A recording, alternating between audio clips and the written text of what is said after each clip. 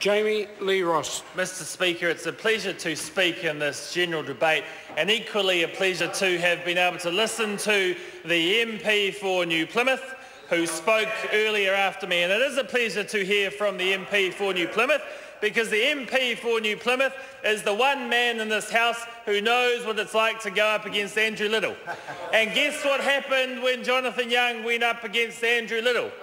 His majority increased every single election. His majority increased in 2011 and his majority increased in 2014. And Mr Speaker, as a member of the National Party sitting over this side of the House, contemplating going up against Andrew Little in 2017, Mr Speaker, we're looking forward to seeing what happens to our majority in 2017 because, Mr Speaker, the MP that's become the leader of the Labor Party is the MP for the Union Party. He's only there because the unions put him in that leadership position. He does not have support of his caucus.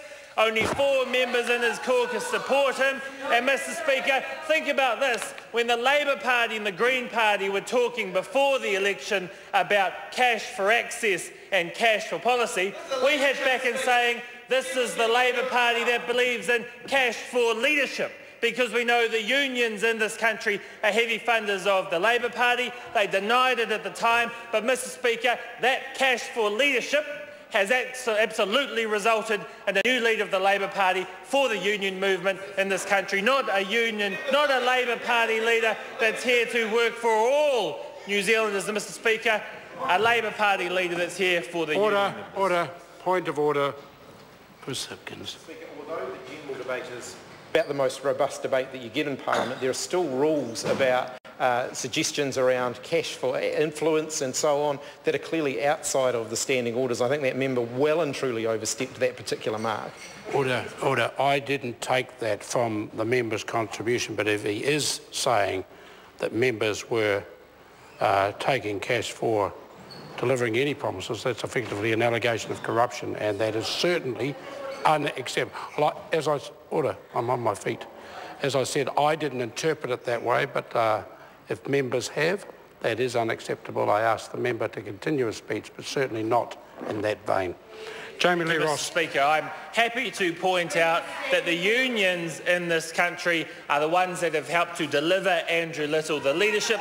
That is a fact. They may not like it, but it is simply the case. Mr Speaker, I look at people like David Parker, who's a very good intellectual on their side of the House, failed to get there. I look at people like Grant Robertson, who does have the support of the caucus, failed to get there. And, Mr Speaker, if Andrew Little's track record in New Plymouth is anything to look at, then, Mr Speaker, 2017 is going to be very interesting. 2017 is going to be interesting as well because, Mr Speaker, the Labor Party, the Green Party, the New Zealand First Party, they don't realise that many of the issues that we've spoken about in question time in the last 2 weeks have been decided already by New Zealanders. New Zealanders delivered a message to parliamentarians in this House in the 2014 election.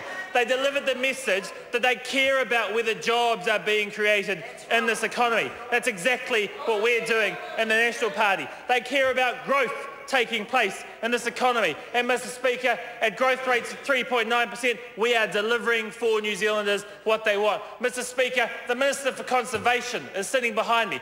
The voters of New Zealand told us that they care about a cleaner environment. They care about all of the work we're doing to ensure that national parks are looked after properly, to ensure that the wildlife in this country is looked after properly. That's exactly what we're delivering in the environment area. Mr Speaker, they told us that they wanted more housing to be created in Auckland. And, Mr Speaker, that's exactly what is happening in Auckland under policies being delivered by Dr Nick Smith. Mr Speaker, Minister Parata is delivering an education system that's going to see more children educated, more children getting the qualifications they need. Mr Speaker, those are the issues that New Zealanders told us they care about. They don't care about Cameron Slater. They don't care about text messages.